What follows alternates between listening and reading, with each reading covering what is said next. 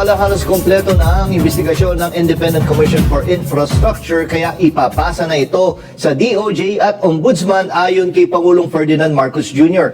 Hindi naman kinumpirma ng Pangulo kung tuluyan na bang bubuwagin ang komisyon sa harap ng kawalan ng miyembro. Yan ang umarangkadang balita ni Christian Bascones.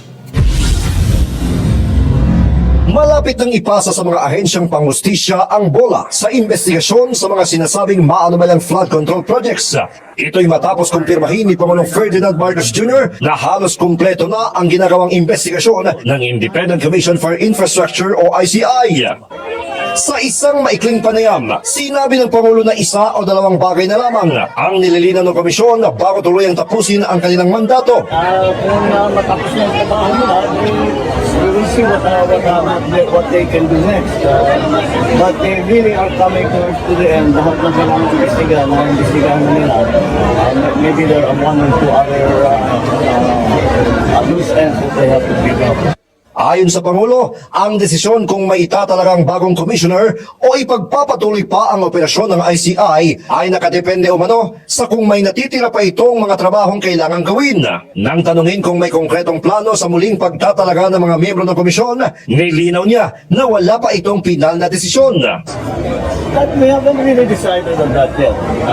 Depends again, it all depends on the work that ICI still has in front of it. Pag kailangan pa, then we will. If the work is done, kung naibigay na lahat ng information sa DOJ at saka sa Ombudsman, then the focus now of the investigation will go to the DOJ and the Ombudsman. Unang isiniwalat ni Pangulong Marcos ang mga irregularidad sa flood control projects at iba pang proyektong pang-infrastruktura sa kanyang ika-4 na zona, kasabay ng mariing panawagan sa pananagutan.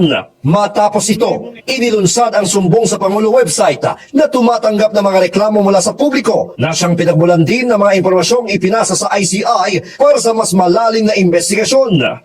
Sumunod naman ang pagbuo ng ICI na nagre-rekomenda ng pagsasampa ng mga kaso laban sa ilang individual na sangkot sa skandalo. Nakapaghain na rin ang Ombudsman ng mga reklamo habang ang Anti-Money Laundering Council o AMLAC ay naglabas ng freeze order sa mga bank accounts at iba pang ari-arian ng mga nasasangkot. Ayun. No. So, may sinabi dun si Pangulong Bongbong Marcos, no, na maaaring itigil na itong ICI, no? Alala ko tuloy yung sinabi ni Senator Trillanes, no? Kung hindi niyo masasampahan si yung mga Duterte sa kabila ng mga kasong binigay ko sa inyo, yan, mga ebidensya, tumigil na kayo. Yan, sabi ni Senator Trillanes. So, ayun po, bilang paglilinaw, no, kung meron pa naman daw mga trabahong kailangan tapusin, titignan daw ni Pangulong Bongbong Marcos, no, kung kailangan pa ito ipagpatuloy. Pero, alam nyo guys, itong ICI kasi, parang redundant lang siya, no. Tinatry niyang gayahin yung kapangyarihan ng Ombudsman. At ginawa kasi itong ICI, matatandaan nyo, dahil po ang ombudsman nung nakaraan ay si Martires at walang kasiguraduhan na magiging ombudsman itong si Boying Remulla. No? So, actually, itong ICI ay mas kaunti nga ang powers kasi walang subpoena powers plus wala rin silang kayang magsampa ng kaso, di ba? Tama? Ang magkakaso pa rin yung ombudsman, di ba? So, talagang pang-investigasyon lang sila yung ICI. Yun lang pong ginagawa nun. Which is kaya rin namang gawin ng Office of the Ombudsman, di ba? Kaya ngayon na nandiyan na si Boying, kaya niya na lahat yan. Ang problema na nga lang po. No, ang problema na nga lang po dito sa syempre, sobrang daming mga ebidensya, basahin mo pa lang yung ebidensya, di ba? Isang katerba na O, di ba? Sobrang daming kaso. So, parang ang maganda rin talaga na merong sariling tututok, 'di ba? May sariling ahensya na tututok pagtungkol lang sa mga infrastruktura ng mga proyekto, no? Sama mo na diyan yung farm to market road, hindi lang DPWH flood control project, 'di ba?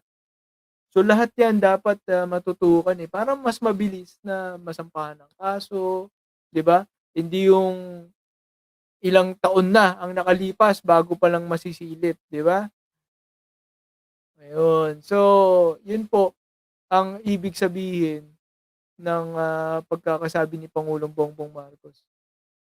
Kabilang sa mga napakulong dahil sa investigasyon ng ICI ay ang contractor na si Sara Diskaya. Ako si Christian Bascones ng PRTV News, nagseserbisyo para sa Pilipino. At meron pa rin po, aside kay Sara Diskaya, 'di ba, may mga frozen assets na, 'di ba? Sa tulong po 'yan ng ICI. Sila Eric Yap, Edvic Yap, siyempre 'pag frozen asset, eventually, 'di ba, baka mapatunayan na sangkot din sila, di kulong din sila. Plus, sino pa ba? Ito, meron pa yung sabi si Jinggoy Estrada, Bong Revilla, 'di ba? Baka same na sasapitin nila, alam naman po natin na dati na yung mga nasangkot sa PDAF, 'di ba? Same same situation, 'no? At, ito pa, hinihintay na lang po natin talaga yung mga bagong pangalan sa listahan, 'no, ng korapsyon, which is actually si Joel Villanueva hindi naman bagong pangalan, nasangkot na yan sa PDAP before, 'di ba? At, ito si Chis Escudero, 'di ba? May mga nagtuturo sa kanya, 'di ba? Kagaya ni Maynard Ngu, si, Yusek Bernardo, 'di ba?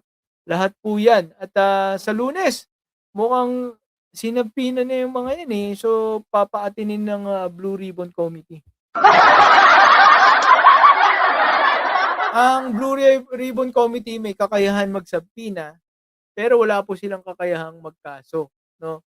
May mga rekomendasyon lang sila. At ito namang ICI, may kakayahan silang mag-imbestiga, pero wala rin silang, kakayahang subpoena, wala rin silang kakayahang kaso, 'no? May rekomendasyon lang. Oo, gano'n. So, napaka-limited, 'no? Napaka-limited ng powers ng ICI. At ang mga hinaing nga daw po ng mga tao diyan, kaya nagre-resignan, 'di ba maliit yung budget, tapos, walang sariling ano nung mga nakaraan, wala daw sariling mga bodyguard, 'di ba? Yung mga binabangga nila mga malalaking tao. Kaya siguro napaka-ano rin, napaka-stressful din talaga ng ginagawa nila yung mag-aano sila, mag-iimbestiga sila, 'di ba? Puro papeles yun, babasahin mo. Ewan ko kung pumupunta pa talaga sila sa location. Kanda ubos-ubos yung mga tao diyan, Halos lahat nag-resign, 'no, baka sa stress. Yung iba naman baka nate-tempt kasi siyempre baka ino-operan sila ng mga bilyonaryong, naakusado, 'di ba?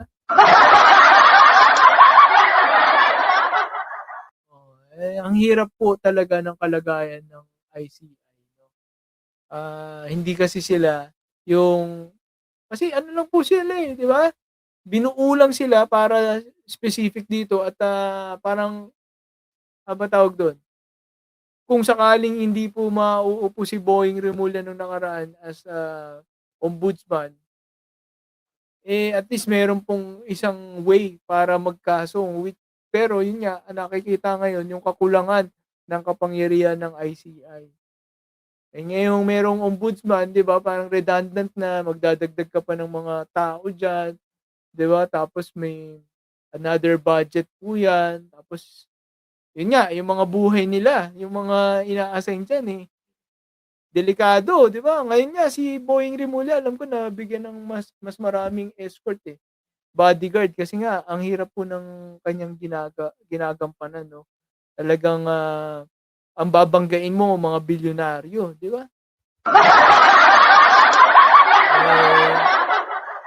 Kung gano'n din, 'di ba, para maproteksyonan ang kanilang mga buhay, itong mga nasa ICI, 'di ba? Kung may pagbabanta rin sa kanila talaga, baka nga mas maganda na itigil na 'yan, 'no, yang ICI na 'yan. Lalo na kung naiimpluwensyahan din naman pala sila ng mga akusado, 'di ba? Mga dati nilang kaibigan, 'di ba? May mga gano'n kasing akusasyon, eh. Yung 'di ba, yung kumalat na picture na parang yumuyuko pa 'tong, si commissioner kay Joel Villanueva, yung mga gano'n. So, yun po ang mahirap 'no, sa sistema po natin talaga hindi mo talaga, mato-totally, ideal 'no. Sino ba puwedeng ilagay diyan? Si Leni Robredo ba, gano'n? Si ano ba, si Shelo Magno, sila ba? Hindi pa rin natin alam, 'di ba? Hindi pa talaga natin alam sino 'no. Di kasi hindi naman po perpekto ang ano, eh, bawat tao, eh, 'di ba? Walang perpektong tao, eh. Meron at merong bias yung mga 'yan 'no. Pati nga mga hurikado ano, judiciary 'no, hudikatura 'no, sabi ni Kiko Pangilinan. Ano yun, sabi rin ni Boying Rimulya 'no, kung ang, pagkakaso ay kunwari sa Ombudsman Office, meron ding part po ang judiciary 'no. Kunwari ginawa na lahat ng ano, ng ombudsman, 'di ba? Sobrang ayos na ng lahat. Pero sa judiciary o yung mga judges 'yan, mga nasa korte, sila pa rin 'no, puwede nila pa ring makahanap ng mga palusot 'no, para ma-dismiss ang kaso, lalo na kung inooperan sila. So, kung itong ICI ay dagdag lang sa problema, ang hirap nga 'no. Eh, kaya naman ng ombudsman ng lahat ng ginagawa po nila. Ayun 'no, meron pang mga nagsusulong, eh, 'no, another commission na naman, independent commission na isa sa batas din, na may mga gano'n din, eh. So, tingnan na lang po natin kung ano mangyayari 'no, basta ako 'pag may nakita akong mga nakulong medyo ano na, medyo yan Sara Diskaya na tapos 'pag pinauwi na si Zaldico tapos itong sila Jinggoy, si Bong, 'di ba? Tapos makasuhan sila. 'Pag 'yan mga nakita natin 'no, sa tingin ko naman na tayo ay maniniwala na may nangyayari sa ating bansa, 'di ba? Hin Hindi lang po talaga gano'n kabilis lahat kasi nga sabi ko nga pati sa judiciary, sabi nga, eh, lahat daw ng palusot nasa judiciary. 'Di ba? Nasa sandigan bayan nga daw, eh, lahat ng palusot, eh, sabi ni Boying Remulla, eh. Ginawa na nila lahat 'no, kaso, ebidensya kinuha na nila lahat tapos papaligtasin 'no, papalusutin pagdating sa sandigan. Ayun po ang, nakakalungkot din. So, hindi po talaga natin masisisi ang, presidente 'no, hindi po natin talaga masisisi kasi lahat po 'yan hindi naman niya po kontrol, eh. Kaya nga independent, eh, independent commission, kaya po, judiciary ano, 'di ba magkakahiwalay na branch 'yan, 'di ba, executive, legislative, saka judiciary, 'di ba? So, lahat po 'yan magkakaiba, wala pong kontrol diyan ang presidente. Alright. So, ayun po 'no, 'yan po ang estado ng ating ICI. Ayun.